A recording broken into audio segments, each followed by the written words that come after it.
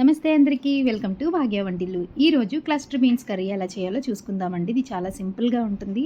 జనరల్గా చాలామంది టొమాటో వేసి చేస్తారు కదా, టొమాటో వేయకుండా ఓన్లీ ఆనియన్తో చేస్తే చాలా బాగుంటుందండి. ఒకసారి ఇలా కూడా ట్రై చేయండి. సో దీనికోసం ముందుగా ఒక ఆనియన్ మొత్తం ఆ క్లస్టర్ బీన్స్ అంతా మనం కట్ చేసి, దీన్నే బర్బాటి అంటామండి తెలుగులో.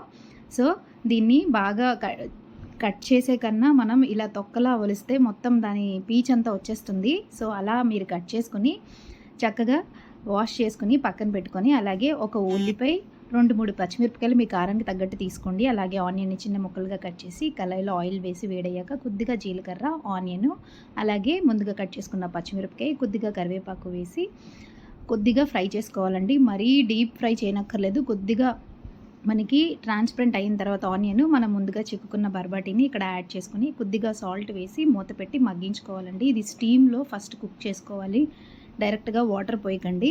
సో ఇలా స్టీమ్లో కుక్ చేసుకొని ఒక 2-3 నిమిషాలు మూత పెట్టి మగ్గించుకుంటూ మూత తీసి కలుపుతూ ఉండాలి. అలాగే కొంచెం మగ్గిన తర్వాత దంచిన వెల్లుల్లి, అలాగే కొద్దిగా పసుపు, కొద్దిగా కారం వేసి మరొకసారి 2-3 నిమిషాలు మనం స్టీమ్లోనే కుక్ చేసుకోవాలి. ఇలా 3 నిమిషాల తర్వాత మనం కొద్దిగా వాటర్ పోసి, ఎక్కువ వాటర్ పోయకండి, మునిగినంత వరకు వాటర్ పోసి మూత పెట్టి మగ్గించుకోవాలండి. అంతేనండి, కూర దగ్గరికి అవుతుంది. అలాగే 2-3 నిమిషాలు వదిలేస్తే అంతేనండి. దగ్గరికి అవ్విన తర్వాత వేడివేడి అన్నంలో తింటే ఉంటుందండి, ఇంకా చాలా బాగుంటుంది. మీరు కూడా తప్పకుండా ఇలా ట్రై చేయండి. లాస్ట్లో కొత్తిమీర వేసుకొని గార్నిష్ చేసుకొని మనం సర్వ్ చేసుకోవడమేనండి. చాలా సింపుల్గా ఉంది కదూ. దీన్ని టొమాటో లేకుండా కూడా ఇలా టేస్టీగా చేసుకోవచ్చు. అండ్ వెజిటేబుల్ ఫ్రై అసలు మాడకూడదండి. వెజిటేబుల్ కలర్ చేంజ్ అయితే దానివల్ల మనకి లాసే కానీ యూజ్ ఉండదు, దాంట్లో విటమిన్ ఏమీ అందదండి. సో ఇలాగా చేసుకోవడానికి ట్రై చేయండి. నా ఛానల్ ఎవరైనా ఫస్ట్ టైం చూస్తే ప్లీజ్ లైక్ చేయండి, షేర్ చేయండి, సబ్స్క్రైబ్ చేసుకోండి.